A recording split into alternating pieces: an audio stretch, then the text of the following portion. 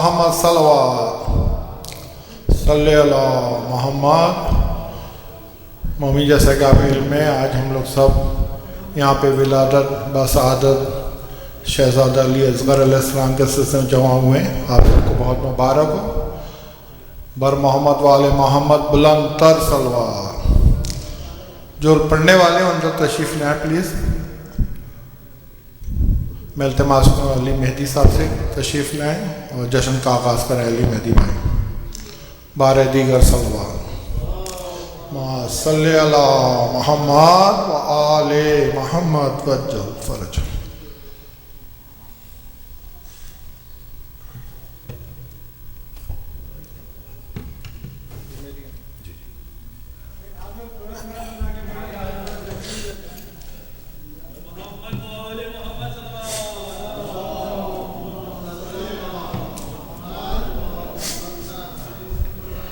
ایک دفعہ اور سے بات چیت ہوئی۔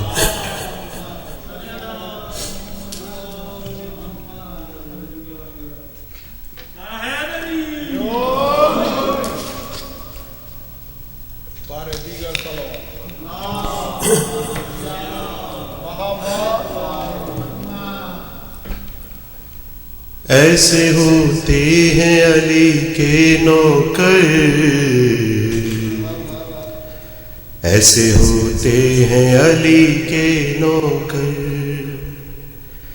دیکھ کر میسا مسلمان کو کہتی ہے نظر،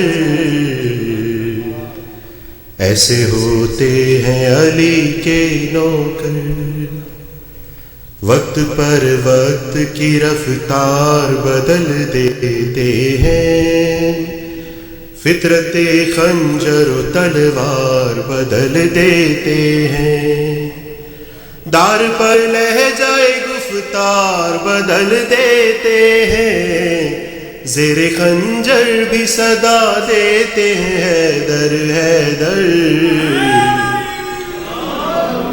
ایسے ہوتے ہیں علی کے نوکر۔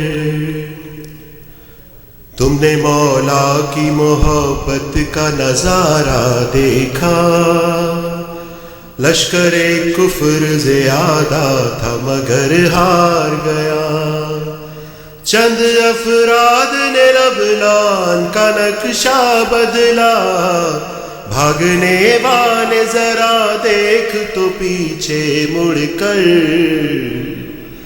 ایسے ہوتے ہیں علی کے نوکر، عشق حیدر کی یہ تبلیغ کیا کرتے ہیں، ایسے دیوانے ہیں دانائی عطا کرتے ہیں، عقل والے انہیں بہلول کہا کرتے ہیں، ہاں یہ مٹی سے بنا دیتے ہیں یہ خلد کے گھر،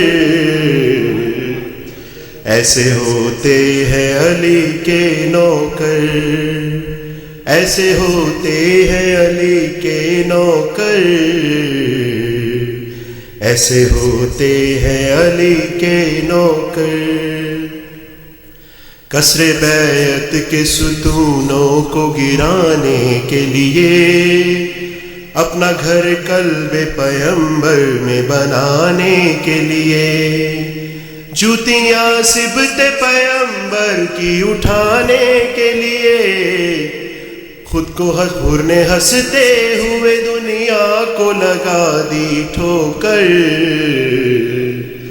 ایسے ہوتے ہیں علی کے نوکر، بات کرنے کے لیے جب بھی زبانیں کھولیں، اپنے کردار کو میزان عمل میں تولیں، لاکھ ہم خود کو غلام در حیدر بولیں، بات جب ہے کہ ہمیں دیکھ کے بولے حیدر، ایسے ہوتے ہیں علی کے نوکر، آٹھویں دور امامت میں جو بپھرا دریا، آتا سیلاب تھا ہر سمت تباہی کرتا، واسطہ جب دیا معروف نے اپنے سر کا، خود پلٹنا پڑا دریا کو حدوں کے اندر۔ ایسے ہوتے ہیں علی کے نوکر۔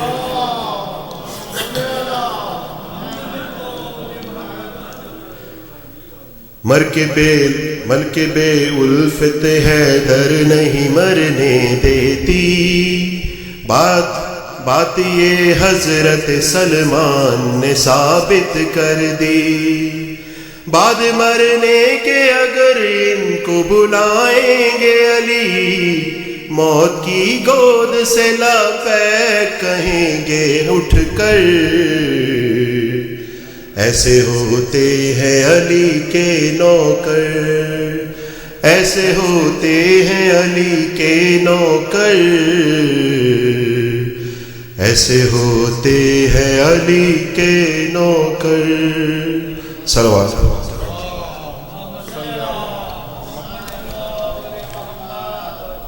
یہ تھے علی میری بہن جو مولا کی شان میں عقیدت کے پر نچھاور کر رہے تھے۔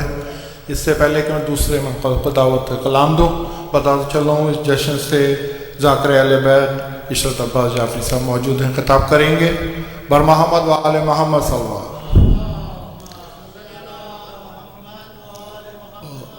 اور انہی کے ساتھ ہے ایک مہمان جو آج منقب پیش کریں گے، اصغر نقوی صاحب تشریف لائیں۔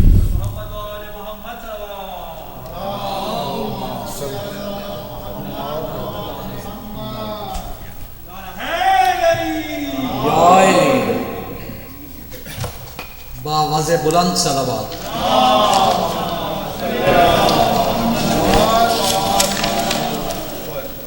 بارے دیگر صلوات۔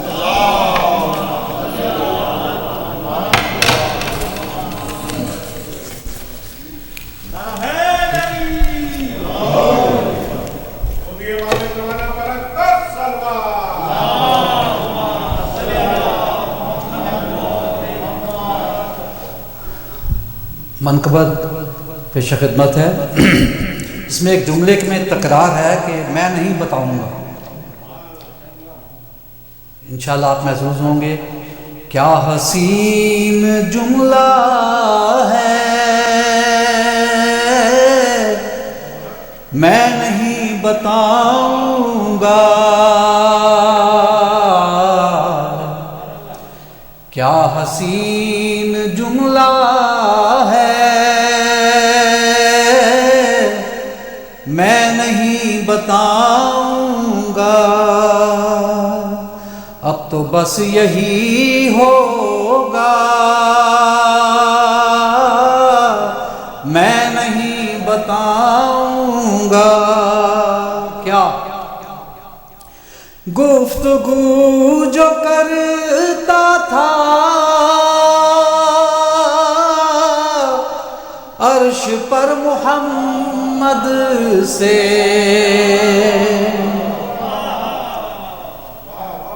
گفتگو جو کرتا تھا عرش پر محمد سے، کون تھا پسے پردہ میں نہیں بتاؤں گا، کون تھا پسے پردہ میں نہیں بتاؤں گا۔ سیدہ کے منکر کو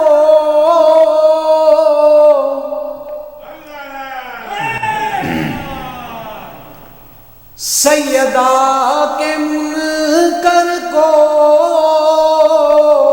ڈھونڈ لے گی خود لعنت،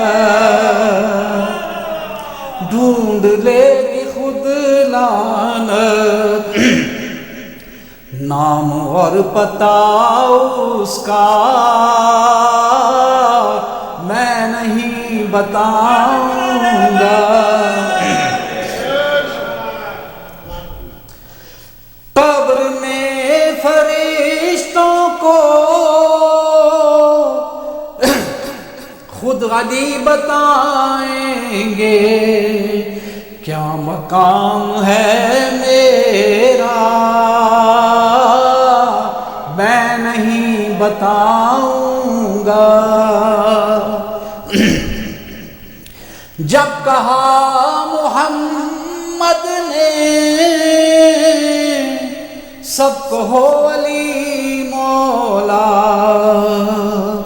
منہ بنا تھا کس کس کا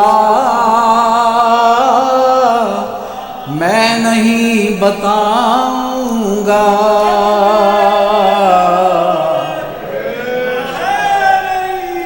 یا منہ بنا تھا کس کس کا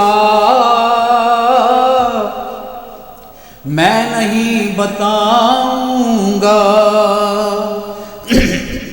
ہم نے شیخ سے پوچھا کیا ہوا تھا خیبر میں، دل ملا کے وہ بولا میں نہیں بتاؤں گا۔ دل ملا کے وہ بولا میں نہیں بتاؤں گا۔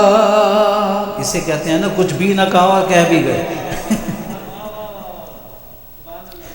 کب کہاں محمد کو چھوڑ چھوڑ کر تنہا، کب کہاں محمد کو چھوڑ چھوڑ کر تنہا، کون کون بھاگا تھا میں نہیں بتاؤں گا۔ کیا حسین جملہ ہے میں نہیں بتاؤں گا۔ صلوات۔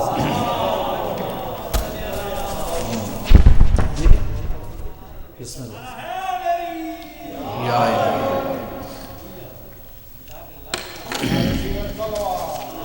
اللہم صلی علی محمد وآل محمد۔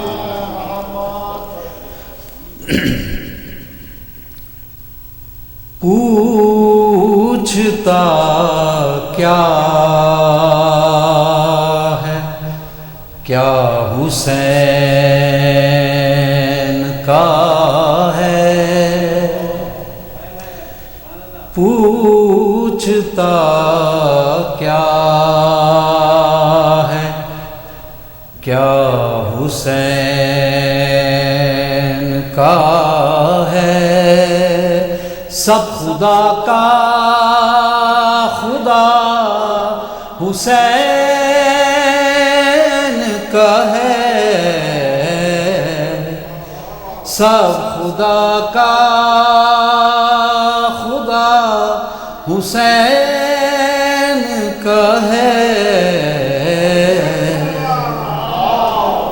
پوچھتا کیا ہے کیا حسین کا ہے۔ اور شعر عرض ہے، شاہیاں بانٹتا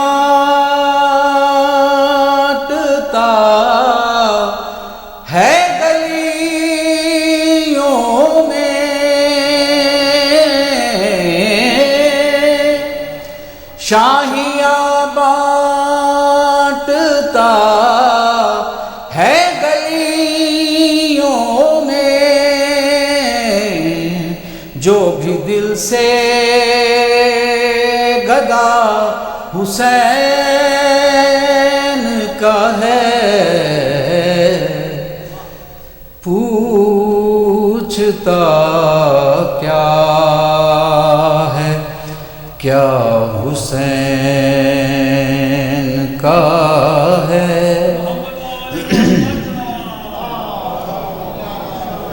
بنوال محمد۔ دو ہی در ہیں جو بند ہو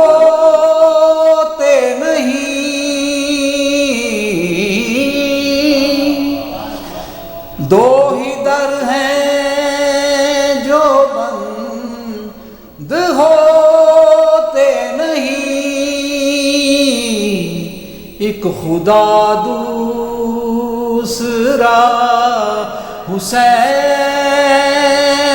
کا ہے، پوچھتا کیا ہے، کیا حسین کا ہے۔ اور شعر عرض ہے، بچ کے جائے گا تو کہاں اے یزید، بچ کے جائے گا تو کہاں اے یزید، اب تجھے سامنا حسین کا ہے، پوچھتا کیا ہے، کیا حسین کا ہے۔ اور آخری شعر عرض ہے، جس کو چاہے گا بخشوائے گا حر،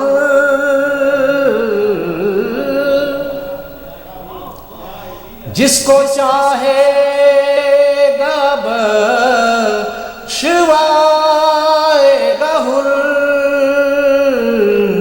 کیونکہ بخشا ہوا حسین کا ہے، پوچھتا کیا ہے، کیا حسین کا ہے۔ سب خدا کا خدا حسین کا ہے، پوچھتا کیا ہے، کیا حسین کا ہے۔ او سوری،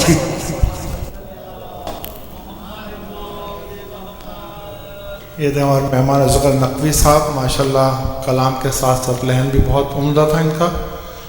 آپ لوگ کو بتاتا چلوں، آج ولادت بسعادت شہزادہ علی اصغر علیہ السلام منا رہے ہیں، ایک بلند تر سلوات۔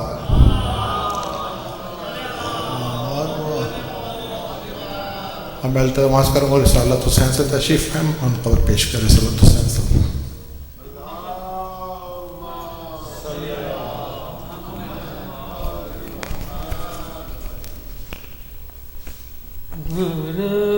ظلم کا اصغر نے ہنس کے توڑ دیا،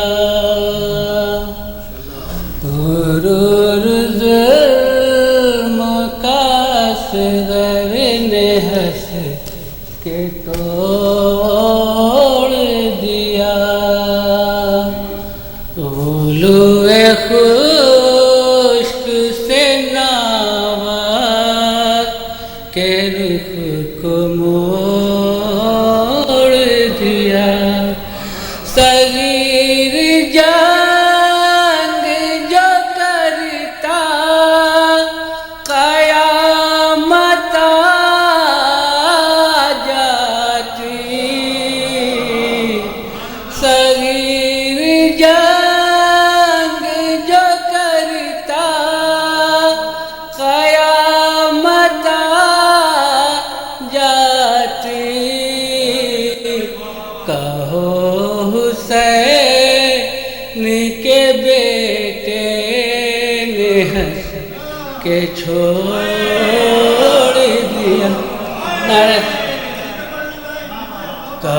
صغیر جنگ جو کرتا قیامت آ جاتی، کہو حسین کے بیٹے نے ہنس کے چھوڑ دیا۔ نعرہ سلوات۔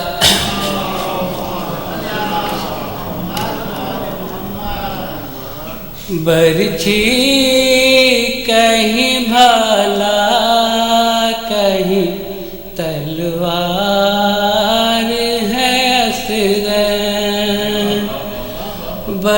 तिरछी कहीं भाला कहीं तलवार है असगर,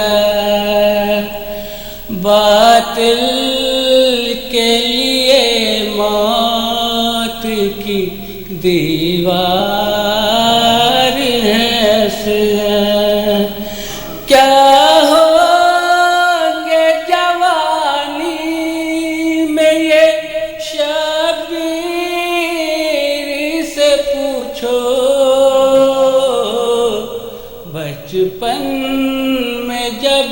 बचपन में ही जब है दर करार है।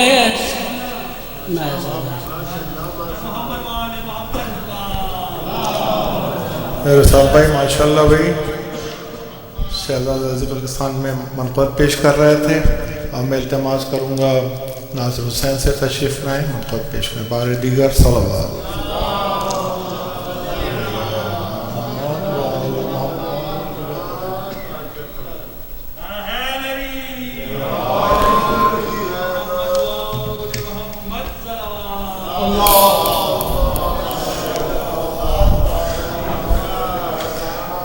एक सलवात पढ़ दीजिए मोहम्मद वाले।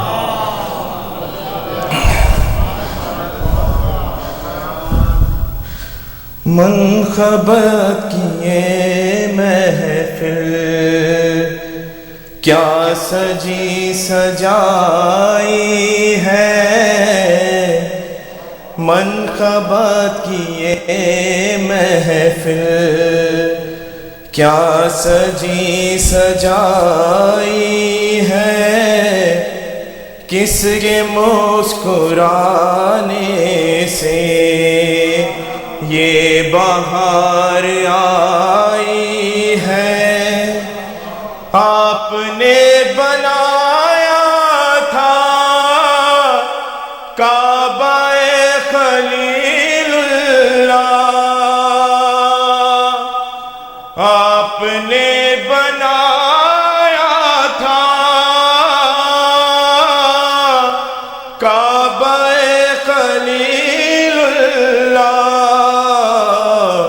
6 महीने वाले ने करबला बनाई है, 6 महीने वाले ने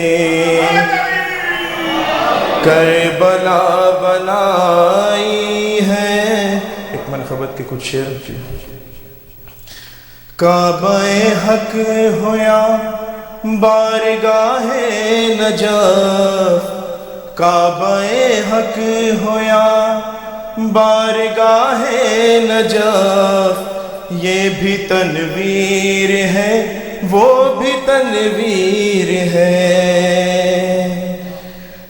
अली मुर्तज़ा वज्ह रब्बुल-उला,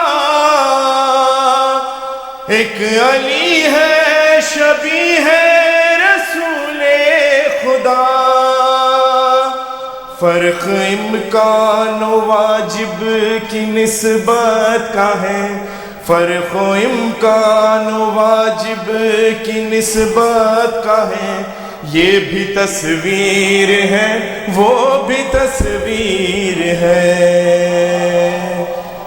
और ज़ात हैदर से वाबस्तगी के लिए बस नुसैरी की दीवानगी ठीक है, अक्ल मजबूर है अक्ल मजबूर है, शरअ दस्तूर है, अक्ल मजबूर है, ये भी जंजीर है वो भी जंजीर है। वो जो सिफ़ीन में तेग़ अम्मार की,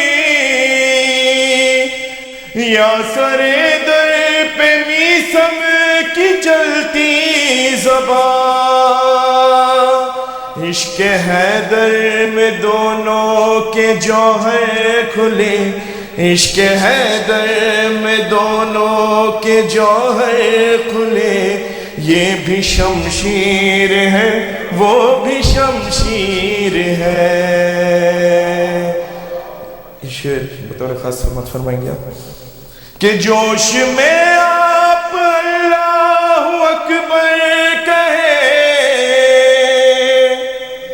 ہم تو کہتے ہیں بس یا علی یا علی.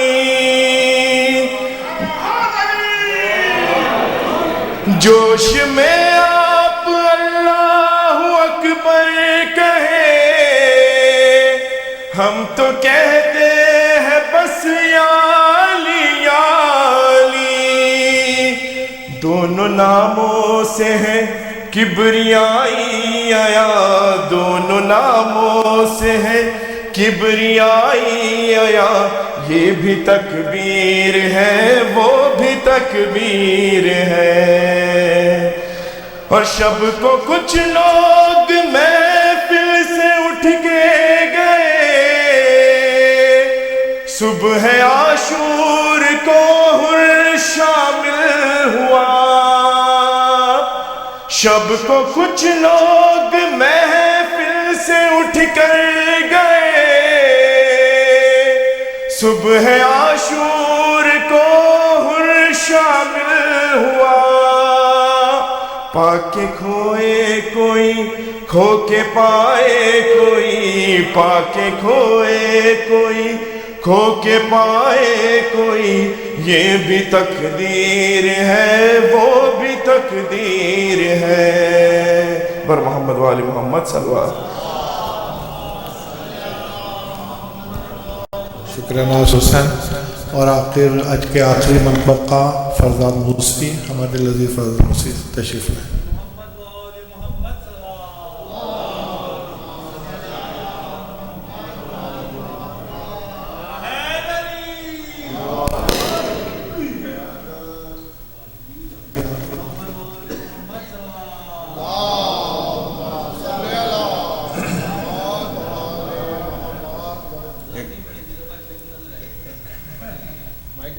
ایک بلند آواز سے سلوات کرنا.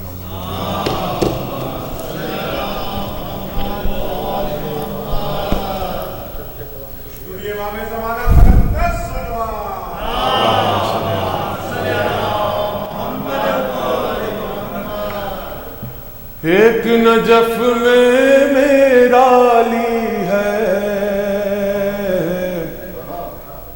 ایک نجف میں میرا علی ہے, ایک علی ایران میں ہے. ایک نجف میں میرا علی ہے, ایک علی ایران میں ہے. اور ہم پلہ دونوں کی سخاوت قدرت کے میزان میں ہے. ایک نجف میں میرا علی ہے, ایک علی ایران میں ہے. مولا رضا اور مہدی دی میں فرق یہی معمولی ہے. اور مولا رضا اور مہدی دی میں فرق یہی معمولی ہے. ایک قرآن کھلا رکھا ہے, ایک ابھی جزدان میں ہے. ایک قرآن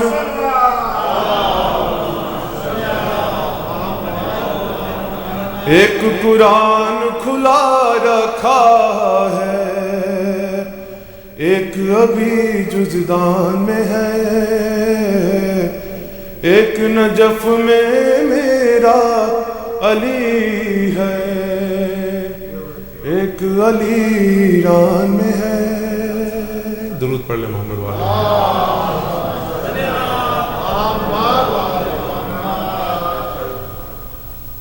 بڑے بڑوں بڑا ہے حسین کا اصغر، بڑے بڑوں سے بڑا ہے حسین کا اصغر، اور حسینیت کی بقا ہے حسین کا اصغر، بڑے بڑوں سے بڑا ہے حسین کا اصغر، اور غرور کرتی تھی جس حرملا پہ فوج یزید، اسی پہ رل میں ہنسا ہے حسین کا اصغر،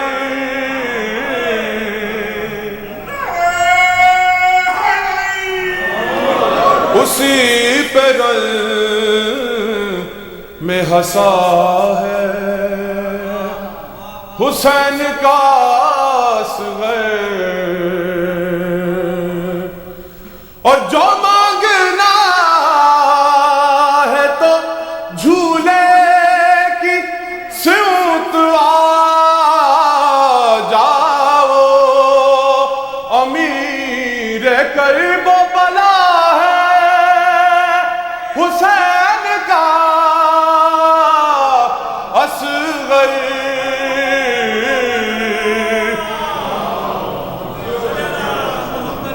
امیر کرب و بلا ہے حسین کا اصغر، اور قدم اٹھا نہیں پایا مگر یزید تیرے قدم اکھاڑ گیا ہے حسین کا اصغر، قدم اکھاڑ گیا ہے حسین کا اصغر، بڑے بڑوں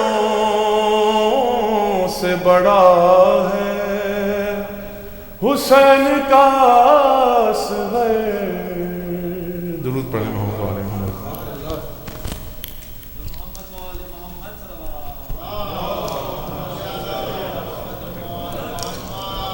مومن اس سے پہلے کہ میں زحمت کلام مولانا کو دوں، بتاتا چلوں شاہ رجب اور شعبان دونوں مہینے ولادتوں کے مہینے، خوشی کے مہینے، جشن کے مہینے ہیں۔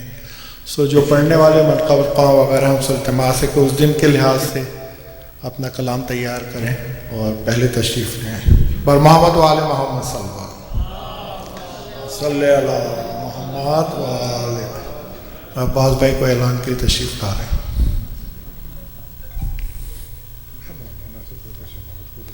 ہاں شہباز بھائی کو تو بھولی،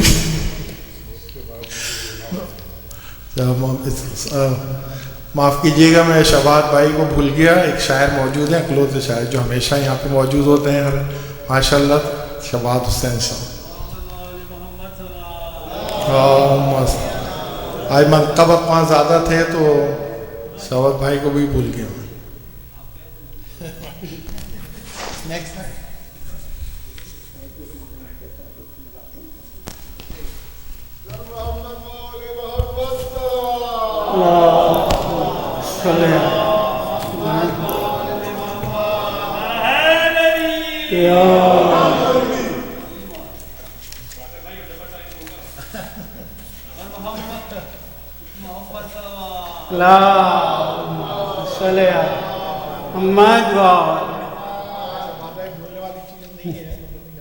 بھول گئے آپ حضرات کو شہزادے حضرت علی اصغر کی ولادت کا جشن بہت بہت مبارک ہو. اور یہ میں مبارکباد علی حسنین نقوی جن کی آج سوئم کی مجلس ہونے والی تھی ان کے خانوادے کو بھی دینا چاہوں گا کہ انہوں نے محفل کا انتظام کیا اور بارگاہ رب العزت میں دعا ہے کہ اس مجلس کا، اس محفل کا، اس جشن کا تمام ثواب مرحوم کی روح کو پہنچے. ور محمد و آل محمد صلوات.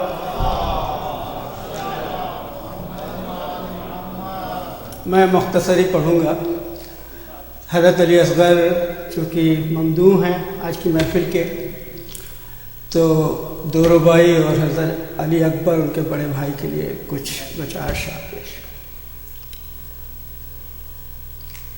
شبیر کی نصرت کرنے کو خیمے سے ہر ایک یاور نکلا. شبیر کی نصرت کرنے کو خیمے سے ہر ایک یاور نکلا. جو خود سے نہیں چل سکتا تھا وہ دستے شہیدی پر نکلا. جو خود سے نہیں چل سکتا تھا وہ دستے شہیدی پر نکلا. افواج ستم عاشور کے دن منہ پھیر کے رو کر کہتی تھی اصغر کی ہنسی اعلان ظفر. اصغر کی ہنسی اعلان ظفر. اصغر کا لہو خنجر نکلا. اصغر کا لہو خنجر نکلا. ایک ربائی اور پیش خدمت ہے. صلوات.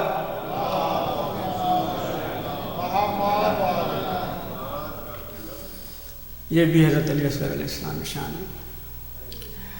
تاریخ فتح دین مرتب وہ کر گیا. تاریخ فتح دین مرتب وہ کر گیا. تاریخ فتح دین مرتب وہ کر گیا. حضور قرآن تھا رحلے دستے شہیدی پہ رہ گیا. قرآن تھا رحلے دستے شہیدی پہ رہ گیا. ارے ننھے گلے پہ روک کے پکانے حرملا. حضور اصغر ہنسے تو موت کا چہرہ اتر گیا. اصغر ہنسے تو موت کا چہرہ اتر گیا. صلوات. اور میں نے مناسب سمجھا کہ مولا علی کے فضائل اگلے ہفتے پڑھے جائیں گے، تو آج حضرت علی اصغر کے بڑے بھائی حضرت علی اکبر کے شان میں کچھ شعر پیش پڑھیں. صلوات.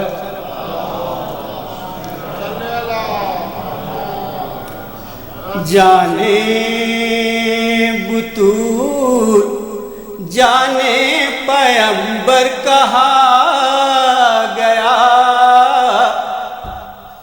جانے بطول جانے پیمبر کہا گیا. حضور اسلام کے شباب کو اکبر کہا گیا. اسلام کے شباب کو اکبر کہا گیا. ایک شعر ان کے والد و چچا کے لیے.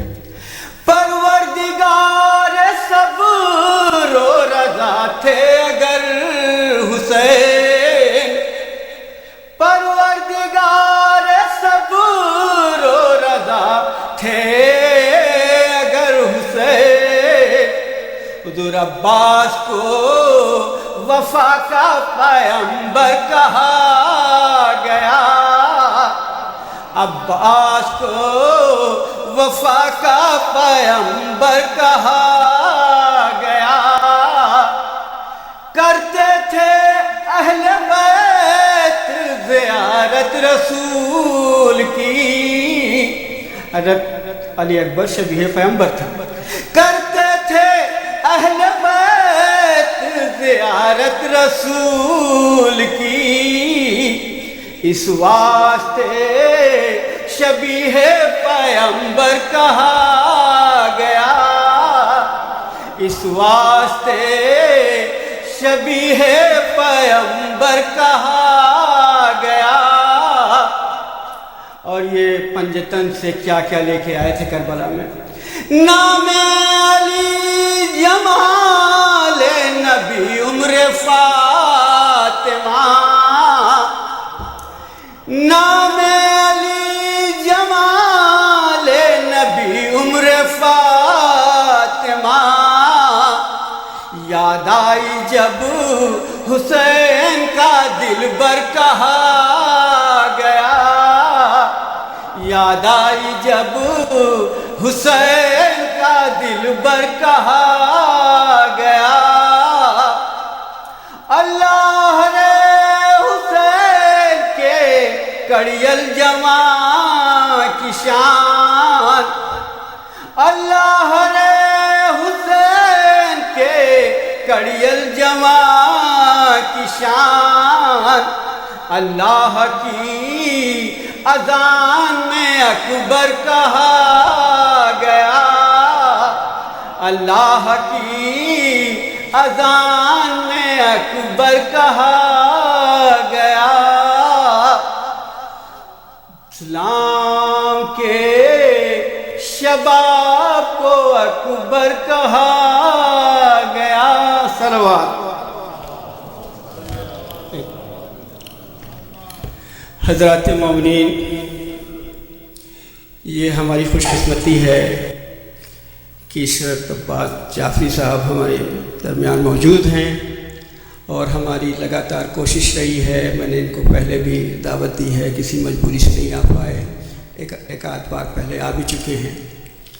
آپ کا تعلق لاہور پاکستان سے ہے، 2014 میں آپ تشریف لائے، ہیوسٹن میں تشریف رکھتے تھے، ابھی کچھ مہینے پہلے واشنگٹن ایریا میں تشریف لائے ہیں، اور زیادہ تر مومنین آپ کو بہت پسند کرتے ہیں، مجھے ان کی مجلسیں بہت پسند آئی ہیں، اور آج آپ ان سے جشن بھی سنیں گے، اور یہ ہماری آپ سے وعدہ ہے، ہماری کوشش رہے گی کہ ہم ان سے زیادہ استفادہ کر سکیں۔ اعلان یہ ہے کہ اگلے منگل کو جو 13 رجب ہے، اس کا جشن بھی قبلہ پڑھیں گے۔ آپ حضرات سے گزارش ہے کہ زیادہ سے زیادہ تعداد میں شرکت کریں۔ اب میں گزارش کروں گا مولانا صاحب سے کہ ممبر پر تشریف لائیں۔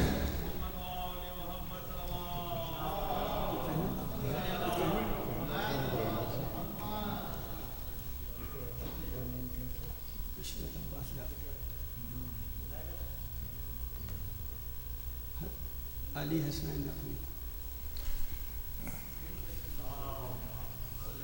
السلام علیکم۔ بس میں صرف 2 منٹ لوں گا۔ سب سے پہلے تو مرحوم کے لیے سورہ فاتحہ پڑھیں۔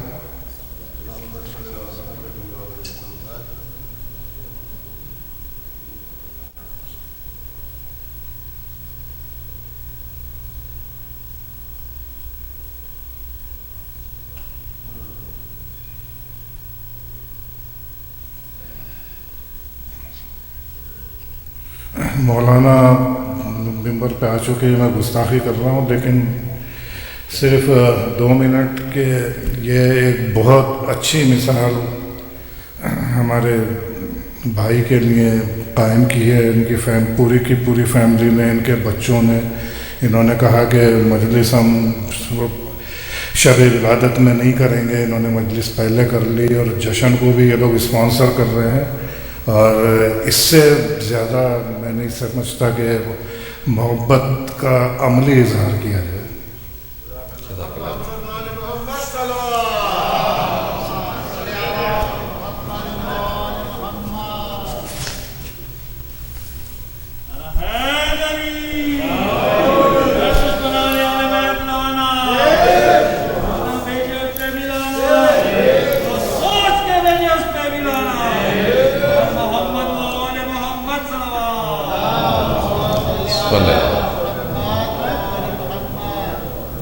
کس مرحوم کے لیے؟ ایصال ثواب کے لیے.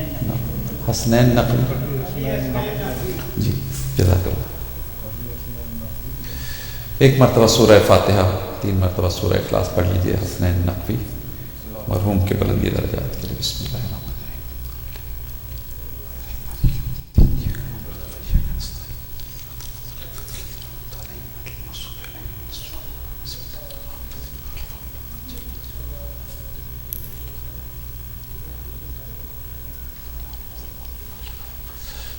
اعوذ باللہ من الشیطان الرجیم. بسم اللہ الرحمن الرحیم. الحمد للہ وکفا وسلام علی عبادہ الذین اصطفیٰ, خصوصاً علی ابی القاسم محمد المصطفیٰ. اللہم صلی اللہ. ثم الصلاة والسلام علی اہل بیتہ الطیبین الطاہرین الشرفاء الذین اذھب اللہ عنہم الرجس وطہرہم تطہیرا.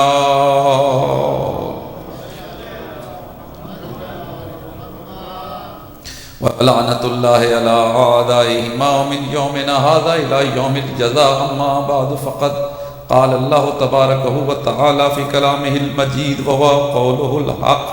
بسم اللہ الرحمن الرحیم. قالوا سمعنا فتى یذکرہم یقال لہ ابراہیم. صلوات بابا دینا پڑے. ایک مرتبہ جشن والی صلوات سنوات کیا.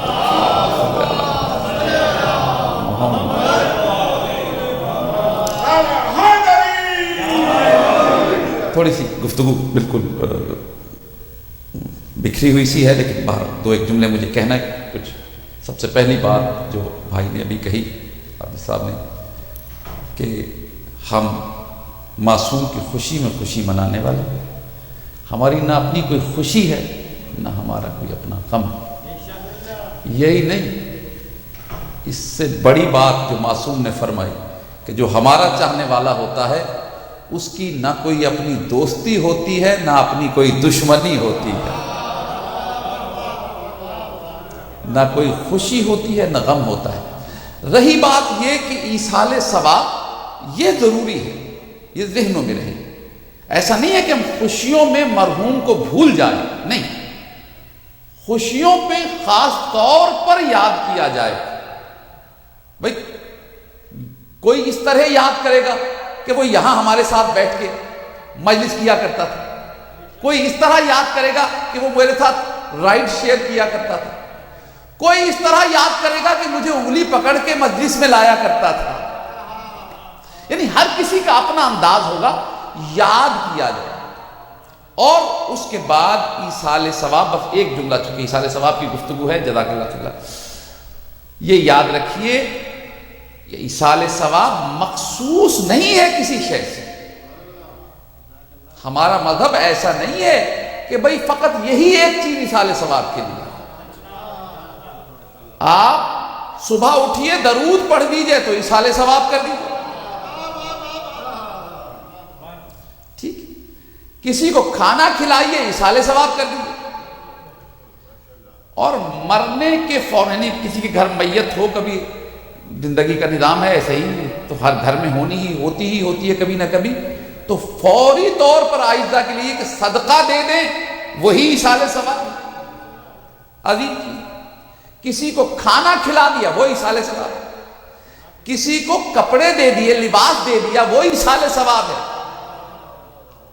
اور حسن یہ ہے کہ یہاں آپ زمین والا لباس بانٹتے ہیں، ملائکہ وہاں سے جنت کا لباس لے جاتے ہیں، اس لیے کہ ہم ایسے ہی نہیں کسی کے نام پہ ایصال کرتے۔ ہم جب ایصال کرتے ہیں ہو سکتا ہے جس شے کو ایصال کر رہے ہوں وہ چیز ادنا ہو، وہ قیمتی نہ ہو، ظاہراً اچھے کپڑے نہ ہو، دنیا میں عام سے کپڑے ہو، لیکن جن کے سپرد کرتے ہیں وہ محمد و آل محمد کی ذوات ہیں۔ اس سے کمال یہ حاصل ہوتا ہے کہ وہ لباس جنت کے لباس میں بدل کے وہاں پہنچتا ہے۔ جب کھانا یہاں بانٹا وہاں جنت کے کھانے جاتے ہیں، لیکن جتنے مرضی کرنے قبلہ ایصال ثواب کے سلسلے وہ سب ہم کرتے بھی ہیں، یاد رکھیے گا، ایسا نہیں ہے کہ کسی سے انکار ہے، لیکن ذکر محمد و آل محمد ان میں سب سے بہترین ایصال ثواب کہا گیا۔ اور اس کا حسن سنیں کیا ہے کہ جب جاتے ہیں نا ملائکہ مرنے والے کی قبر پر اور جا کے کہتے ہیں آج تیرے نام پہ کھانا کھلایا گیا، زمین پہ کھانا تیرے نام پہ کھلایا گیا، فاتحہ خوانی ہوئی، تو یہ جنت کے کھانے کھا لے، تیرے نام پہ زمین پہ لباس تقسیم ہوا، یہ جنت کا لباس تیرے لیے آ گیا۔ لیکن جب کہیں ذکر محمد و آل محمد ہوتا ہے تو پھر ملائکہ آ جاتے ہیں، کہتے ہیں آج ذکر ہوا اور تمہارے ایصال ثواب کے لیے ہوا، آپ بیٹھ، تو بھی سن، ہم تجھے سناتے ہیں، تیرے نام پہ یہ والی منقبت پڑھی گئی، یہ والا سلام پڑھا گیا، یہ والے فضائل اہل بیت بیان کیے گئے، یہ ذکر اہل بیت کیا گیا۔ تو کبھی کبھی وہ مردہ سوال کر لیتا ہے، اے ملائکہ حیران ہوں، جب لباس تقسیم ہوا تھا تو وہ زمین والا نہیں لے کے آئے، جنت سے لے کے آ گئے، جب کھانے تقسیم ہوئے تو زمین والے نہیں لائے، جنت سے لے کے آ گئے، اب یہ میرے نام پہ ذکر محمد و آل محمد کی محفل ہوئی ہے تو وہی زمین والی باتیں آ کے سنا رہے ہو۔ تو ملائکہ کی گردن جھک جاتی ہے، وہ کہتے ہیں کہ زمین پہ جو ذکر آل محمد ہو رہا ہے اس سے بہتر ذکر نہ آسمانوں پہ کوئی اور ہے نہ زمینوں پہ کوئی اور۔ صلوات ذرا محمد۔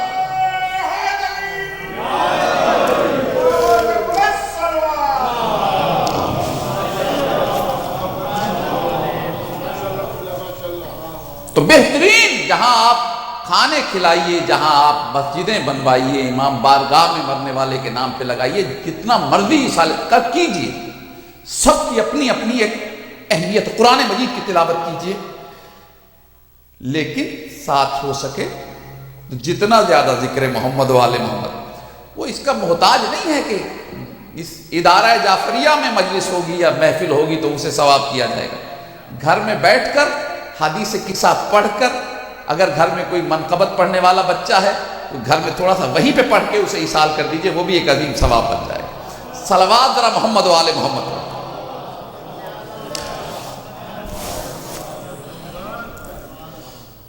یہ عظمت اس ذکر کو حاصل ہے، اور اس ذکر کا جو شباب ہے نا فضائل کے باب میں، وہ یہی 2 مہینے ہیں جن کا ذکر ابھی کر دیا بھائی، ایک رجب ہے اور ایک شعبان۔ یہ فضائل کا شباب ہے، اور اس کے بعد اگلا مہینہ ہے تیسرا، وہ ہے رمضان کا مہینہ۔ رمضان نہیں کہیں گے اسے، رمضان کا مہینہ کہیں گے، اس لیے کہ یاد رکھیے رمضان اللہ کے ناموں میں سے ایک نام ہے۔ جب ہم شہر الرمضان کہتے ہیں تو اس کا مطلب ہے اللہ کا مہینہ، رمضان اس کا نام ہے۔ تو یہ عجیب بات ہے کہ پہلے اہل بیت کے فضائل کے مہینے آئے، پھر اللہ نے اپنا مہینہ رکھا۔ پالنے والے پہلے تیرا مہینہ آ جاتا۔ دیکھیے عقیدے میں لا الہ الا اللہ پہلے پڑھا جاتا، محمد الرسول اللہ اس کے بعد ہے، اور علی ولی اللہ ان دونوں کے بعد آتا ہے۔ لیکن اب یہ اہتمام پروردگار دیکھیے کہ رجب جو علی کا مہینہ ہے وہ سب سے پہلے آیا۔ شعبان، رسول خدا نے فرمایا شعبان و شہر، شعبان میرا مہینہ ہے، یعنی محمد الرسول اللہ کا مہینہ اس کے بعد رکھا۔ اور جو لا الہ الا اللہ کا مہینہ تھا، یعنی جس مہینے میں کمال یہ ہو جاتا ہے قبلہ کہ ایک آیہ قرآنی کی تلاوت کرے تو پورے قرآن کا ثواب ملتا ہے۔ رمضان میں روزہ رکھ کے کوئی سو جائے تو سونا بھی تسبیح بن جاتا ہے۔ اتنی فضیلت اسے ملتی ہے جو رجب سے کامیاب گزرے، جو شعبان سے کامیاب گزرے، تب رمضان میں پہنچے تو اسے فضیلت ملتی ہے۔ اگر رجب والے کو راضی نہ کیا اور شعبان والا راضی نہ ہوا تو پھر اللہ کے مہینے میں داخلہ نہیں ہو سکتا ہے۔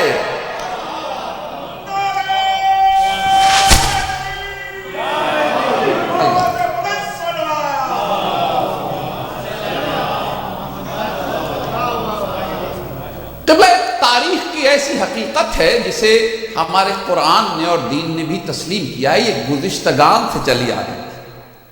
وہ یہ ہے کہ 4 مہینے سال میں اللہ نے محترم قرار دیے، اور یہ انہیں اشہر الحرام کہتے ہیں۔ اور قرآن مجید میں جہاں اشہر الحرام کا ذکر آیا ہے، جہاں حرمت کا ذکر آیا ہے، جہاں کعبے کی حرمت کا ذکر ہے، جہاں شاعر اللہ کی حرمت کا ذکر ہے، وہیں پہ ان مہینوں کی حرمت کا ذکر بھی ہے۔ 4 مہینے حرمت والے، بس ایک جملہ سنیں اور میں جلدی سے شہزادے کی طرف بڑھ جاؤں۔ 4 مہینے حرمت والے۔ جب تاریخ سے پوچھا گیا، تفسیر سے پوچھا گیا کون کون سے مہینے ہیں، تو سال میں جو سب سے پہلا مہینہ حرمت والا ہے نا، وہ ہے محرم، ترتیب کے لحاظ سے۔ اور اگر میں دوسری طرف صلوات پڑھیں ذرا باقی ایک مرتبہ آواز بلند، یہ ہماری ترتیب کے لحاظ سے پہلا مہینہ۔ لیکن جو ترتیب اگر اس طرح سے چلوں تو ذیقعد پہلا مہینہ ہے جو حرمت والا قرار دیا گیا، پھر ذی الحج۔ اب یہ اور بات ہے کہ یہ آخری 2 مہینے ہیں، 11واں اور 12واں مہینہ بنتا ہے اسلامک کیلنڈر کا، اور پھر پہلا مہینہ لیا محرم۔ 3 یہ مہینے محترم قرار دیا، اور چوتھا مہینہ جو اشہر الحرام میں شامل ہے وہ ہے رجب کا مہینہ۔ یہ کوئی شیعہ تاریخ کی بات نہیں ہو رہی ہے، یہ تمام مسلمانوں ہی نے نہیں، اس سے بھی پہلے، یعنی وہ جو اس کعبے کا طواف ننگے ہو کے کرتے تھے اور کعبے میں بتوں کی پوجا کرتے تھے آ کر، وہ بت پرست مشرک بھی ان 4 مہینوں کا احترام کرتے تھے۔ اگر تاریخ عرب سے کسی کو تھوڑا سا بھی شغف ہے تو وہ اس بات کی تصدیق کر دے گا، صرف ایک جنگ ہے جو ان مہینوں میں لڑی گئی، اور اس کو اس جنگ کا نام ہی فجار رکھ دیا گیا تھا، کیونکہ یہ جنہوں نے لڑی تھی انہیں عربوں نے کہا تھا فاجر ہیں، انہوں نے حرمت کے مہینے میں جنگ لڑی۔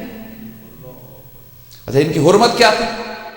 قبلہ اس زمانے میں نا یہ آئی ٹی کا کاروبار نہیں تھا، سب سے زبردست چلتا ہوا کاروبار تھا ڈاکو کا، چوری کا، رہزنی کا، قتل و غارت کا۔ ماشاءاللہ عرب میں بھرا پڑا تھا اس چیز سے۔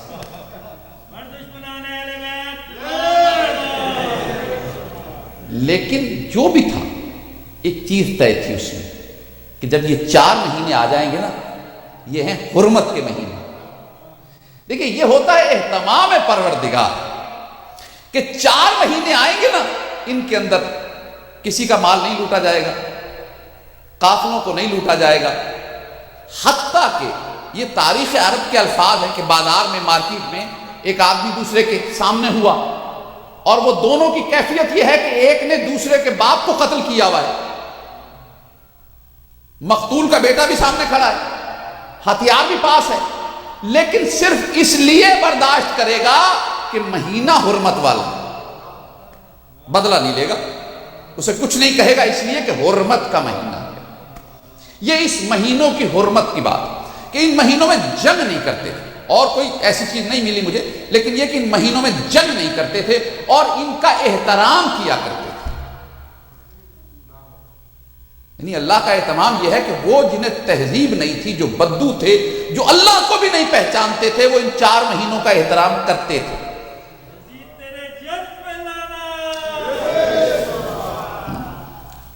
یزید ان فجار میں سے ہے جس نے انہی مہینوں میں جنگ کی ہے. اس مہینے میں ایک جو قبل از اسلام جنگ ہوئی ہے اس کا نام فجار ہے. اچھا حضور پوچھا گیا کہ بھائی یہ جو مہینے ہیں یہ کیوں رکھے گئے؟ کہا اس لیے کہ دیکھیں مسئلہ یہ تھا، یہ میں آپ کو وہ بات بتا رہا ہوں جو تاریخ نے لکھی. کہا مسئلہ یہ تھا کہ اہل عرب جو جنگ کرتے تھے وہ ختم ہی نہیں ہوتی تھی. 50 سال جنگ چلتی تھی، کئی نسلیں لڑتے رہتے تھے، تو اتنے عرصے کام نہیں چل سکتا. اس لیے سال میں 8 مہینے لڑو، 4 مہینے کام کر لو. یہ فلسفہ بتایا گیا، یہ باتیں کی گئی، تاریخ میں لکھی گئی کہ چونکہ جنگیں بہت لمبی لڑتے تھے اس لیے کم سے کم ان 4 مہینوں کا احترام کریں. کہ بھائی پھر بھی کچھ بتاؤ تو صحیح تفصیل کیا ہے؟ کہاں ان 4 مہینوں میں ایک اور بڑی ایکٹیویٹی تھی. 4 میں تو نہیں، 3 کی ایکٹیویٹی بتائی گئی. کہ ذیقعد وہ مہینہ ہے جس مہینے میں کعبے کی طرف حاجی سفر کیا کرتے تھے. بھئی ہوائی جہاز نہیں چلتے تھے، کوئی لمبے چوڑی گاڑیوں کا سسٹم نہیں تھا، دور دور سے لوگوں نے آنا ہوتا تھا. ذیقعد کے مہینے میں، یعنی حج سے جو 1 مہینہ پہلے ہے، اس سے گھروں سے نکلتے تھے کہ چلیں حج کر کے آئیں. وہ جیسے بھی طواف کرتے تھے، جو بھی ان کا سسٹم تھا، لیکن کعبے کی طرف آتے تھے. ذی الحج میں حج کرتے تھے، یہاں ٹھہرے ہوئے ہوتے تھے، اور محرم میں واپس جا رہے ہوتے تھے. تو اہتمام یہ کیا گیا، اب یہ سنیے، یہ بھی تاریخ کا جملہ، کہ جب کعبے کی طرف حاجی چلے تو جس دن چلے اس کا گھر بھی پروٹیکٹ ہو جائے، اس کی فیملی بھی پروٹیکشن مل جائے، انہیں کوئی کچھ نہ کہے. اس لیے کہ اب کوئی حج کے لیے جا رہا ہے، رستے میں سفر میں ہو اسے لوٹا نہ جائے، اس لیے کہ حج پہ جا رہا ہے. حاجی کعبے میں ہے، کعبے میں کوئی لوٹ مار نہ کرے. چور ہیں سارے کے سارے، ڈاکو ہیں سارے کے سارے، وہیں بغیر لباس کے طواف کر رہے ہیں، وہ سب ٹھیک ہے، لیکن کہیں گے کسی کو کچھ نہیں، اس لیے کہ حرمت والا مہینہ ہے. اور وہ جو پیچھے گھر میں رہ گئے بچے وہ بھی محفوظ، کیونکہ حرمت والا مہینہ ہے. محرم کا مہینہ اس لیے حرمت والا ہے کہ واپس جائے گا بھائی اور گھر پہنچ جائے خیریت سے. پھر سفر شروع ہوگا اور جنگ شروع ہو جائے گی، پرانے کاروبار دوبارہ سے اسٹارٹ ہو جائیں گے.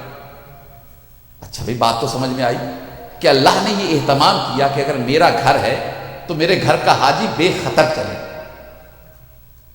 اور ایسا دل میں ڈال دیا ان کے.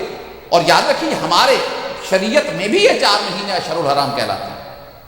ہمارے یہاں صرف محرم الحرام کہلاتا ہے، لیکن یہ 4 مہینے ہیں ایکچولی جو حرمت والے مہینے ہیں. کون کون سے؟ ذیقعد، ذی الحج، محرم اور پھر رجب.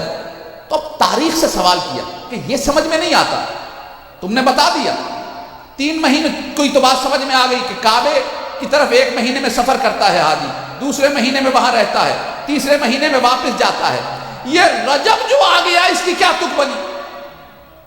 بھائی اگر 4 ہی مہینے تھے تو انہیں یہی تقسیم کر لیتے کہیں، یا ذیقعد سے پچھلا لے لیتے شوال، یا محرم سے اگلا لے لیتے سفر. یہ کئی مہینے چھوڑ کے رجب کیوں بیچ میں آ گیا؟ تو تاریخ نے کہا ہمیں اس کا پتہ نہیں، لیکن تھا بہرحال وہ رجب ہی، اور آج بھی رجب ہی سمجھا جاتا ہے، اس میں کوئی اختلاف نہیں کیا جاتا. تو بھائی دنیا کی سمجھ میں آئے یا نہ آئے، جب تاریخ نے 3 مہینے بتائے تو 4تھا مہینہ ہماری سمجھ میں خود بخود آ گیا کہ جس اللہ نے 3 مہینے یعنی ذیقعد، ذی الحج، محرم کعبے کی تعظیم میں حرام قرار دیے، حرمت والے قرار دیے، اسی اللہ نے 1 مہینہ مولود کعبہ کے لیے محترم قرار دیا.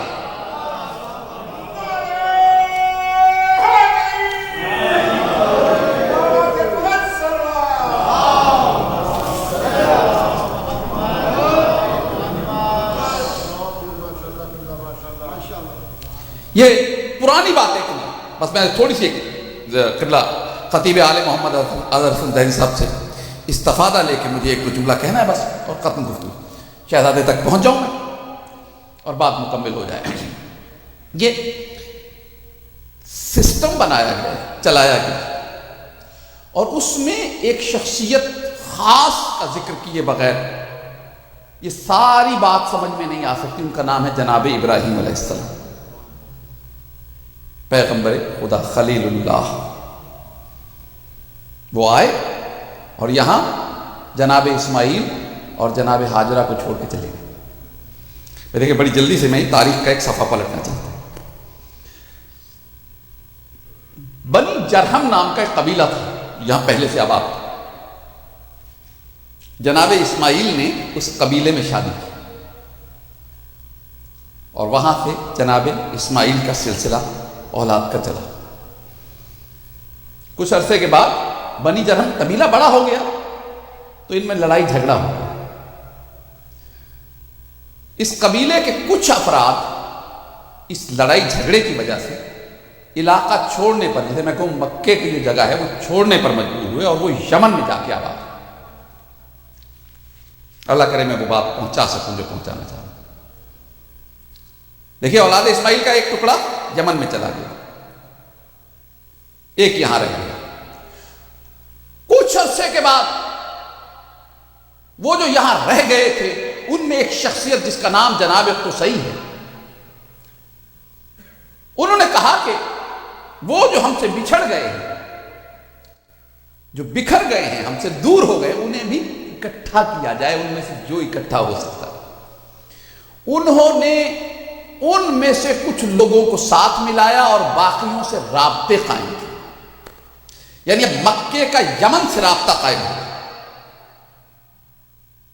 یہ جو بکھرے ہوئے کو سمیٹنا ہے نا، اسے عربی میں کہتے ہیں قرش. چونکہ جناب قصی نے یہ کام کیا کہ بکھرے ہوئے بنی اسماعیل کو اکٹھا کرنا اور ان کو بکھرے ہوئے کو سمیٹنے کا کام کیا، اس لیے اب جو لوگ یہاں اس سے اگلی نسل جناب قصی سے چلی وہ قریشی کہلائے. قریش کسی علیحدہ سے قبیلے کا نام نہیں ہے، وہی سلسلہ چلا، وہ قریشی بنے اور سلسلہ چلتا رہا. بات بہت لمبی ہے، مجھے بالکل مختصر کر کے پیش کرنا ہے. جو یمن میں رہ گئے ان میں ایک بہت رئیس آدمی ہوئے جن کا نام تھا جناب خویلد. ایک خاندان تھا پورا جو وہاں رہ گیا تھا، یہ علماء کا خاندان تھا. یعنی یہ تو مسلمانوں نے بھی مانا جنہوں نے کہا کہ نبی کو نہیں پتا تھا کہ میں نبی بننے والا ہوں. انہوں نے بھی کہا کہ کسی اور کا نام لیا کہ انہیں پتا تھا کہ یہ نبی بننے والے ہیں. یعنی حیرت ہے کہ اپنے نبی کے بارے میں کہتے ہیں کہ جاہل ہیں اور دوسروں کو عالم مان رہے ہیں. بہرحال یہ بحث اس وقت کی نہیں ہے. تو جناب خویلد ایک بہت رئیس آدمی تھے اور وہاں جتنے لوگ رہ گئے تھے ان کے اندر سب سے بڑے رئیس وہی تھے.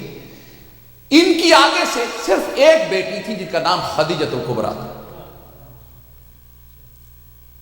جناب خدیجۃ الکبریٰ ساری دولت سمیٹ کر اور خویلد مئے جناب ستیجہ کے مکے آ گئے اور یہاں جناب ابو طالب کے پاس آ کے یہ درخواست کی کہ ہم یہ کاروبار کرتے ہیں، ہمارا کاروبار تجارت کا ہے، لیکن قافلے لٹ جاتے ہیں.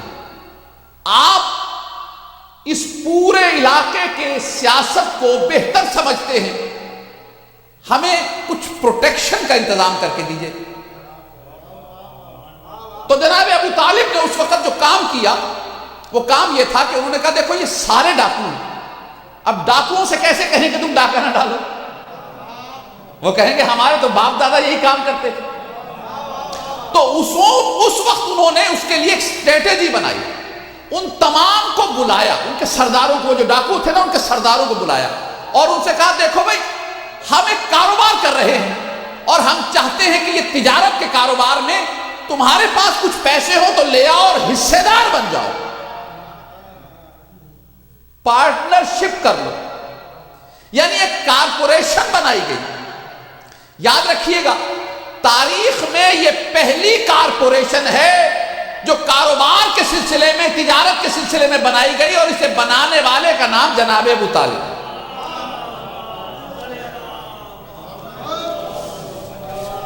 یہ جو کارپوریشن ہے نا، لوگوں کو اکٹھا کرنا، اس کے لیے جو عربی میں لفظ ہے وہ ایلاف ہے، یعنی لوگوں کو ایک دوسرے کے لیے دل میں جگہ پیدا ہو جائے۔ تو اسی لیے قرآن نے ایک پوری سورہ اتارا ہے لإیلاف قریش ایلافہم۔ یہ جناب ابو طالب علیہ السلام کی شان میں۔ بہرحال آگے بڑھ رہا ہوں جلدی سے، آپ بڑی توجہ سے سن رہے، میری توقع سے بہت زیادہ توجہ سے سن رہے ہیں، میں جلدی سے چاہتا ہوں نتیجے تک پہنچ جاؤں۔ جناب خدیجہ سے جناب رسول خدا کا قتل۔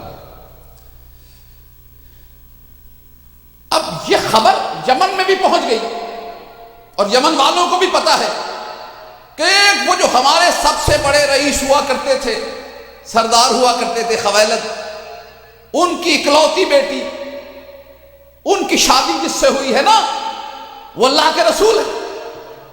یہ بات وہاں پہنچ کے ہیں عیسائی بولو، لیکن یہ خبر پہنچ گئی ان تک بھی، اور وہ جانتے ہیں ان میں ایک بے حد شریف گھرانہ ہے، اس گھرانے کے سربراہ کا نام ہے امراء القیس۔ امراء القیس، انہوں نے ایک دل میں ان کے محبت ہے اس گھرانے کے لیے۔ دو بیٹیاں ہیں، دل میں خیال پیدا ہوا، اب یہ میں نہیں بتا سکتا کہ کیسے ان کے دل تک یہ بات پہنچی کہ میں خود بھی اسلام لاؤں اور اپنی بیٹیوں کو کسی شریف گھرانے تک پہنچاؤں۔ یہ رشتہ دار ہیں جناب خویلد کے۔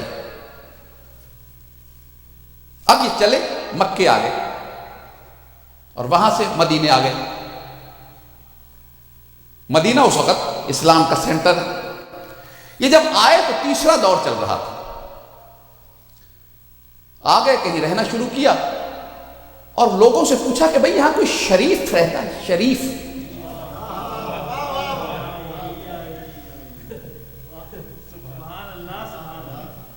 بڑا مشکل ہوتا تھا۔ اب یہ سوال بڑا عجیب ہے، کیونکہ ہر کسی کی نظر کا اپنا شریف ہے۔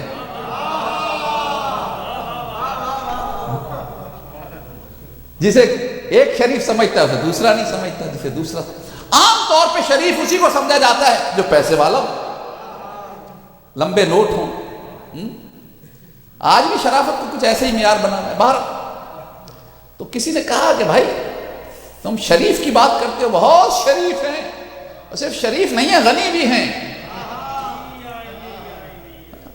اچھا ہاں جائیے ملیے۔ یہ آ گئے دربار میں، ملے، بیٹھے تھوڑی دیر۔ جب تھوڑی دیر بیٹھے تو طبیعت نہیں لگی۔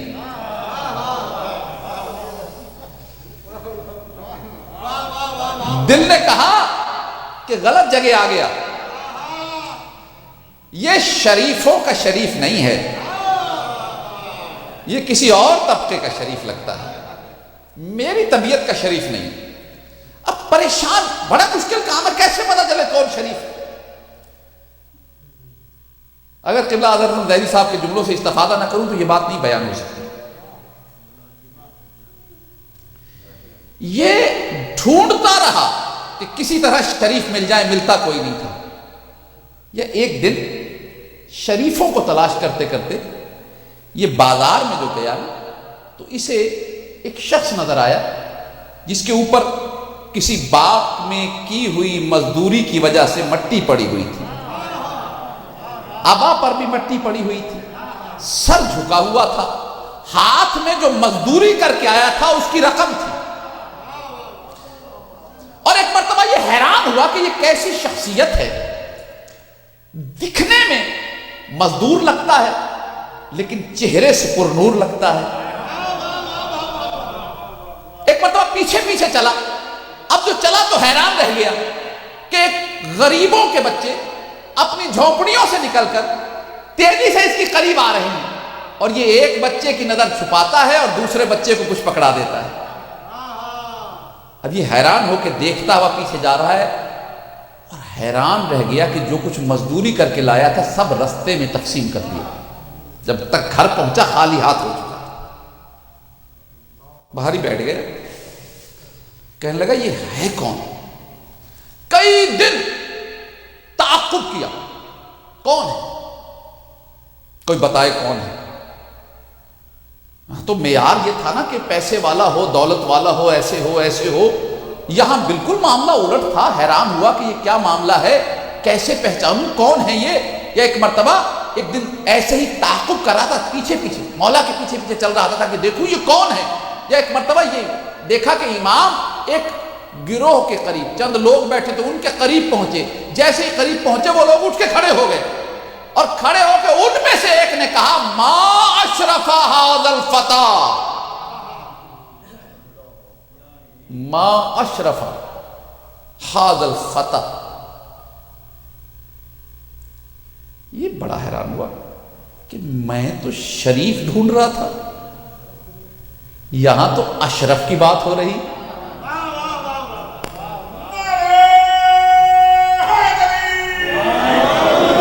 زاہد صاحب کا جملہ سناؤں آپ کو، گفتگو ختم کر رہا ہوں، زیادہ دیر نہیں لوں گا۔ زاہد صاحب کا جملہ سناؤں آپ کو۔ وہ کہتے ہیں کہ میں زیارت کے لیے گیا تو مختلف جگہ سے جب بھی کہیں جاتے تو وہ کہتے یہ بغداد شریف ہے، یہ فلانا شریف ہے۔ کہتے ایسی عادت بن گئی کہ اب وہ شہر کا نام لیتے ہم شریف لگا دیتے ساتھ میں خود ہی۔ کہتے چلتے چلتے ایک دن وہ ہمیں لے کے نجف آ گئے۔ میں نے کہا یہ کون سی جگہ ہے؟ کہنے لگے نجف ہے۔ میں نے کہا اچھا یہ نجف شریف ہے؟ کہنے لگے نہیں، شریفوں کی حد پیچھے رہ گئی، یہ اشرف ہے۔ اللہ عظمت اللہ، یہ اشرف ہے۔ یہاں ایک لفظ استعمال ہوا فتح، ما اشرف ھذا الفتى، کتنا اشرف ہے یہ جوان۔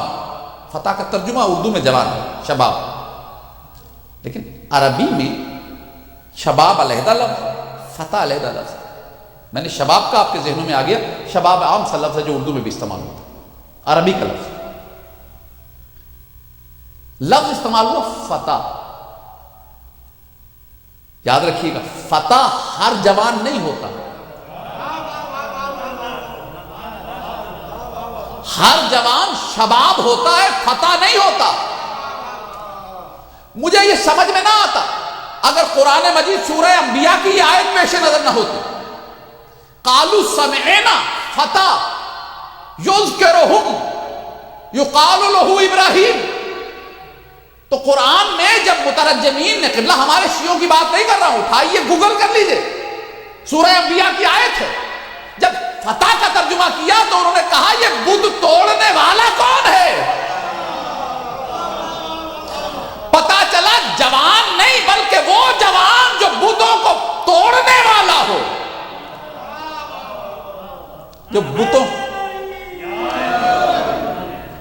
تو ابراہیم کے لیے فتح، علی کے لیے فتح، پہنچ گیا منزل تک۔ آپ نے بڑی توجہ فرمائی۔ یہ جناب امیر سے ملا، ختم کروں گفتگو، جا کر مولا سے درخواست، مولا کی خدمت میں حاضر ہوا کہ میں آیا ہوں۔ کہا ہاں آؤ قیس آؤ، صحیح جگہ آ گئے۔ کہا مولا اس دروازے میں کیا بات ہے؟ جب میں آتا تھا روزانہ اس دروازے کو دیکھتا تھا، مجھے کچھ عجیب سا ایک احساس سے نور ہوتا ہے۔ کہا اس دروازے پہ تم پڑھ نہیں پا رہے ہو، لیکن اس پہ اس وقت بھی آیا تطہیر لکھی ہوئی ہے۔ اللہ عظمت اللہ۔ مولا حاضر ہو گیا ہوں، ایمان لانا چاہتا ہوں، اسلام لانا چاہتا ہوں، کلمہ پڑھائیے، مسلمان کیجیے۔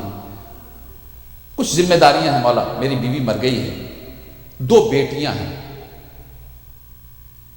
اسی وقت جناب سلمہ ان میں بڑی بیٹی، سلامہ چھوٹی بیٹی۔ بڑی بیٹی اتنی بڑی ہے کہ وہ شادی کے قائل، چھوٹی ابھی بہت چھوٹی سی۔ تو جناب امیر نے اسی وقت بڑی بیٹی سے حسن مجتبیٰ کا عقد کیا۔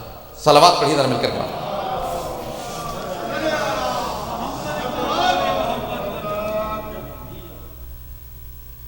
اور چھوٹی بیٹی کو پرورش کیا امام حسن کے گھر میں پرورش ہوئی بہن کے پاس، اور وصیت کر دی تھی امام نے۔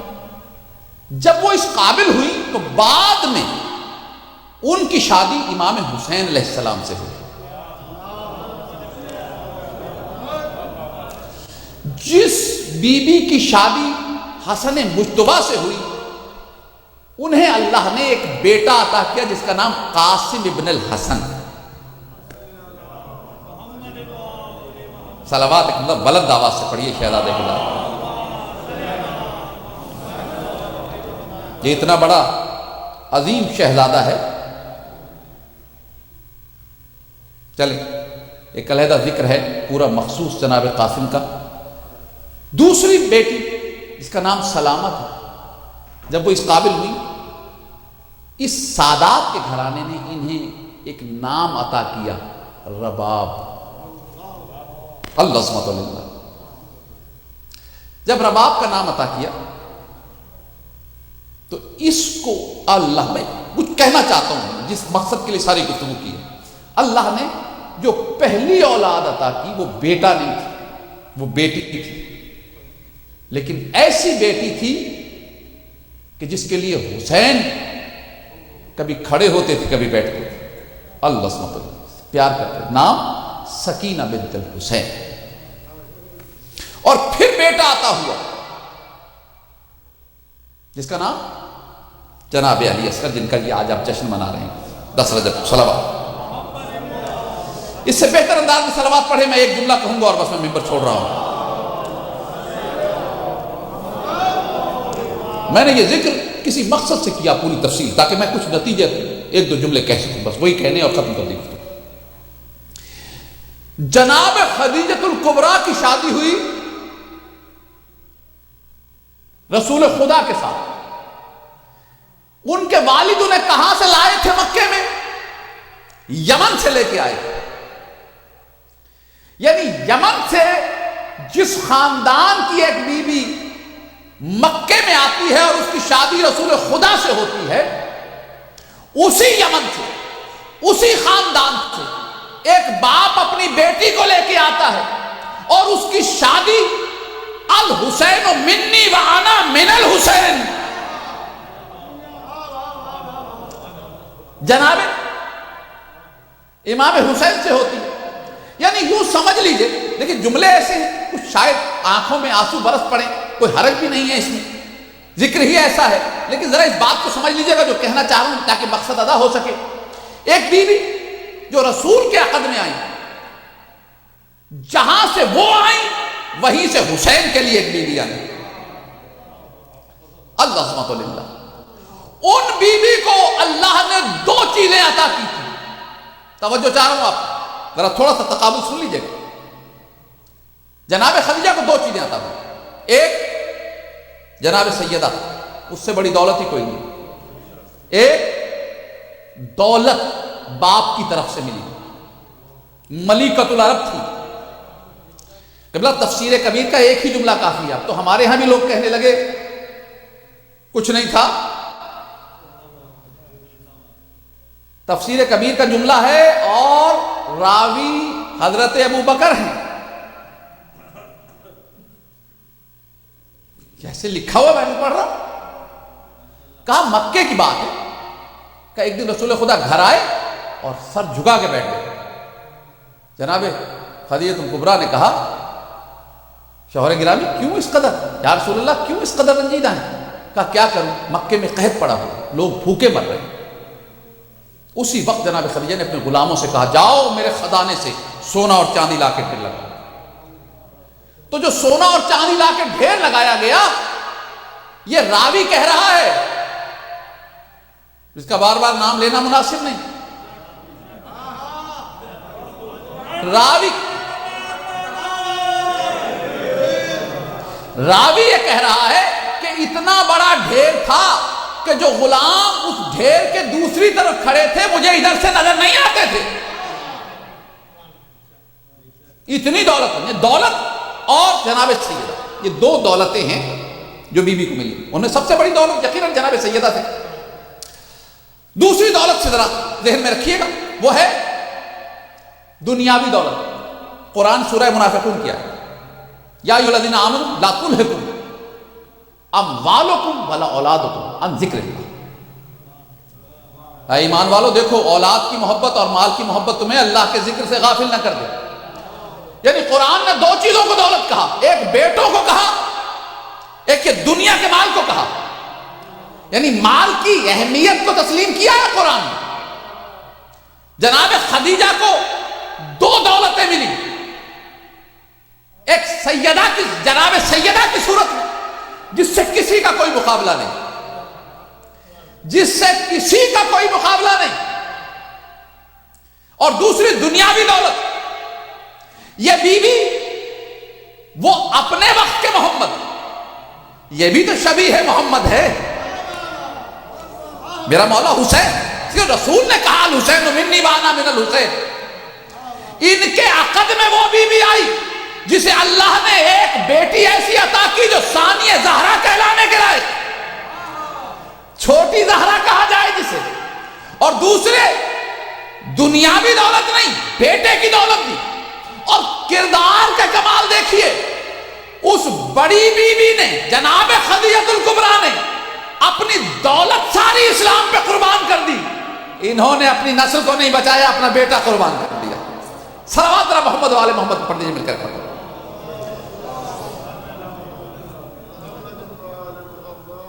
یاد رکھیے عظمت جناب علی اصغر میں ایک جملہ سے گفتگو تمام ہو گئی. دعائیں بھی دل میں رکھیے. بڑی عظیم منزل ہوتی ہے جب فضائل میں آنکھوں سے آنسو چھلک جائیں. دعاؤں کی قبولیت کے مرحلے ہیں. مولا سب کو یہاں اٹھنے سے پہلے سب کی دعائیں تمنائیں پوری فرمائے. یاد رکھیے اہمیت کیا ہے. دیکھیے جب کربلا کی بات آئے گی، تفصیلات کربلا بیان ہے. تفصیل کا وقت نہیں ہے، مصائب کی منزلیں ہیں. کبھی مصائب پڑھے گئے اور تو میں تفصیل سے بیان کروں گا انشاءاللہ، موقع زندگی نے دیا. لیکن اس وقت صرف اشارے میں ایک جملہ سن لیجیے. بتائیے ذرا ذہنوں میں سب کی ہے اور سب چیزیں. شہنشاہ کربلا نے، سید الشہداء نے جو قربانی دی کس کے لیے دی؟ اللہ کی صداقت کے لیے، دین کی صداقت کے لیے، لا الہ الا اللہ کی صداقت کے لیے، محمد الرسول اللہ کی صداقت کے لیے، علی ولی اللہ کی صداقت کے لیے، قرآن کی صداقت کے لیے، دین کی صداقت کے لیے. امام حسین قربان ہوئے دین کی صداقت کے لیے. حبیب ابن مظاہر قربان ہوئے دین کی صداقت کے لیے. دیکھیے شہادت کا لفظ اگر گفتگو ہو تو میں کہہ رہا ہوں بڑی طویل گفتگو ہو سکتی ہے، لیکن مجھے اس پہ سمیٹنا ہے گا بات کو. شہادت کا ترجمہ ہی گواہی دینا ہے. شہادت کا مطلب ہی گواہی ہے. حسین کربلا میں گواہی دینے آئے تھے کہ اللہ ایک ہے، وحدہ لا شریک ہے. حسین گواہی دینے آئے تھے کہ میرا نانا محمد اللہ کا رسول ہے، میرا بابا علی اللہ کا ولی ہے، قرآن سچی کتاب ہے. اس دین کی صداقت کی گواہی دینے آئے تھے. اور ایک نہیں، حسین کے ساتھ حبیب نے گواہی دی، زہیر نے گواہی دی، حتیٰ کہ فوج یزید سے نکل کے حر نے گواہی دی. اب مسئلہ یہ ہے کہ جتنے گواہ ہیں نا، جتنے گواہ ہیں یہ اللہ کے دین کے گواہ ہیں.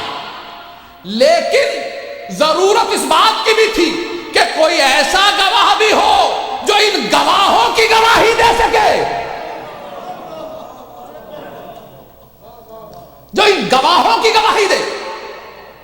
دیکھیں یاد رکھیے، آپ اور ہم عقیدے والے لوگ ہیں. ہمارے سامنے نام بھی آ جائے تو آنسو ٹپک پڑتے ہیں. ہمارے لیے کافی ہے کہ کوئی حسین کہہ دے اور ہم رونے لگیں. ہمارے لیے کافی ہے کہ ہم صداقت حسین بغیر کسی دلیل کے مان لیں. عددار کے لیے جیسے اللہ کی توحید پہ ہمیں کوئی گواہی نہیں چاہیے، اسی طرح حسین کی شہادت پہ اور صداقت پہ ہمیں کوئی گواہی نہیں چاہیے.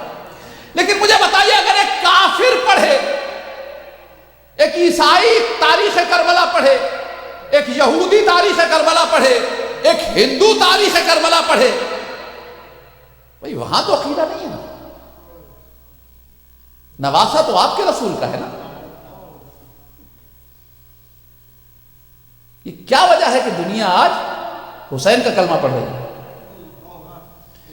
یہ ابھی میں نے ایک ویڈیو دیکھی، انڈیا میں باقاعدہ ہندو فیملیز ہیں، بڑی بڑے قبیلے ہیں ان کے بڑے، جو ذکر امام حسین ہم سے شاید زیادہ بڑھ کر کر رہے ہوتے. انہوں نے باقاعدہ اعلیٰ خانے سجائے ہوئے. پھر جتنی مجلسیں ہوتی ہیں جو بزرگ وہاں سے آئے ہوئے ہیں اس بات کی تصدیق کریں گے کہ اس میں سبیلیں لگاتے ہیں، کیونکہ انہیں پتہ ہے مسلمان ہمارے ہاتھ کا کھائیں پیئیں گے نہیں، تو مسلمانوں کو ملازم رکھتے ہیں، انہیں پیسے دیتے ہیں کہ بھائی ہم پیسے ہم چلو تم سبیل لگاؤ.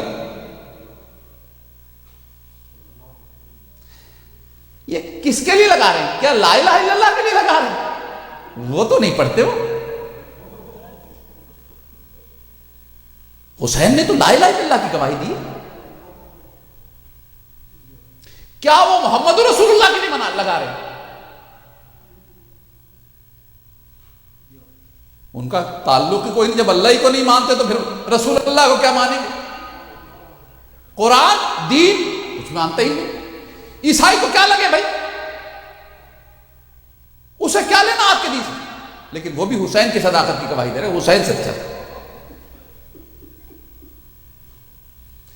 امام حسین نے جو گواہی دی ہے وہ اللہ کی دی ہے.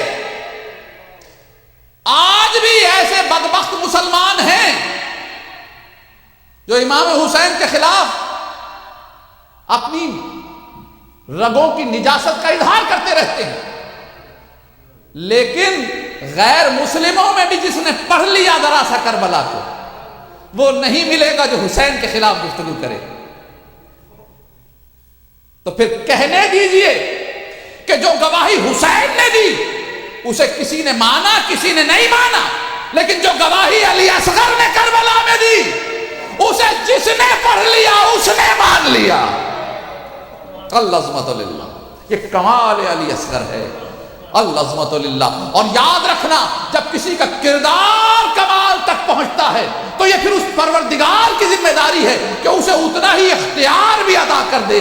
اس لیے اب یہ نہیں دیکھا جائے گا کہ 6 مہینے والا ہے اور کوئی کتنے بڑی عمر کا ہے، بلکہ یہ دیکھا جائے گا کہ کردار اتنا بڑا تھا کہ اب اس کا نام باب الحوائج رکھ دیا گیا. اللہم صلی علی محمد اللہم صلی علی محمد وآلہ محمد. مولا آپ کو جناب علی اصغر کے وسیلے دعا مانگنے کی توفیق ہمیں سب کو اور طریقہ عنایت فرمائے. ہم سب کی دعاؤں میں وہ اثر عطا فرمائے کہ ہم شہزادہ علی اصغر کی اسلوب اور اس کے طریقے سے فیضیاب ہو سکیں. یعنی ایک عجیب پہلو ہے یہ کربلا کا کہ فقط وہی سچ نہیں ہے جو دین کے لیے حسین نے کیا، بلکہ اللہ اس کی عظمت کو بھی مانتا ہے جو کوئی حسین کے لیے کچھ کر دیتا ہے. تو اصغر نے حسین کی صداقت مہر لگا دی. اب جب کوئی تاریخ کربلا پڑھتا ہے، جب امام حسین تک پہنچتا ہے نا تو کہتا ہے کہ ایک کوفے کے بادشاہ کا بیٹا ہے، ایک شام کے بادشاہ کا، غیر مسلم کی بات کر رہا ہوں جس کو پتہ ہی نہیں ہے دین کا. لیکن جب وہ تاریخ کربلا پڑھتے پڑھتے شہزادے تک آتا ہے نا تو فیصلہ کر لیتا ہے کربلا میں جنگ نہیں ہوئی، کربلا میں ظلم ہوا ہے. یہ کمال ہے علی اصغر کا کہ اس نے دنیا سے حسینیت کو منوا لیا. پروردگار ہم سب کو اسی جناب علی اصغر کے صدقے میں جو دعا بھی کوئی دل میں لیے بیٹھے سب کی دعاؤں تمناؤں کو پورا فرما. بے اولاد ہے تو اولاد عطا فرما. خالی جھولا ہے اس کے صدقے میں بے اولادوں کو اولاد عطا فرما. پریشان حال مومنین کی پریشانی کو دور فرما. جو حج و زیارات کے خواہش مند ہیں حج و زیارت عطا فرما. خصوصاً سید الزیارات زیارت کربلا نصیب فرما. پروردگار بیماروں کو شفا عطا فرما. اس ملعون بیماری جس کی وجہ سے ہمارے اعلیٰ خانے مسجدیں ہمارے مقدس مقامات پر وہ رونق نہ رہی، اس کرونا کی وبا سے پوری دنیا کو نجات عطا فرما. مومنین نے دنیا میں جہاں بھی آباد ہیں ان کی جان و مال عزت و آبرو کی حفاظت فرما. پروردگار خوشی کا موقع ہے اور خوشی بھی اس گھر کی ہے کہ جو سب کا پیارا ہے. حسین کے گھر کی خوشی ہے. پروردگار خوشی کے موقع پہ غریب فقیر آ کے بڑے گھروں کے باہر بیٹھ جاتے ہیں اور کوئی پوچھتا ہے کیا لینے آئے ہو تو وہ کبھی یہ بھی کہتے ہیں کہ ہمیں کیا ضرورت ہے کچھ مانگنے کی، بڑے گھر کی خوشی ہے آج اپنے معیار سے عطا کریں گے. پالنے والے ان سب کو یہاں سے جھولیاں بھر کے صدقہ علی اصغر جو دعا بھی کوئی لیے بیٹھا ہے دل میں، اس کی دعاؤں تمناؤں کو پورا فرما۔ پروردگار ہمارے امام کے ظہور میں تعلیم فرما، اپنے مولا کے حضور سرخرو ہو کے پیش ہونے کی توفیق عطا فرما۔ اور وقت کی سب سے بڑی دعا، اللہم کن لولیک الحجۃ ابن الحسن صلواتک علیہ وعلی آبائہ فی ہذہ الساعۃ وفی کل ساعۃ ولیہ وحافظا وقائدا وناصرا ودلیلا وعینا حتی تسکنہ ارضک طوعا وتمتع فیہا طویلا۔ اللہم صل علی محمد وعلی محمد وعجل فرجہ۔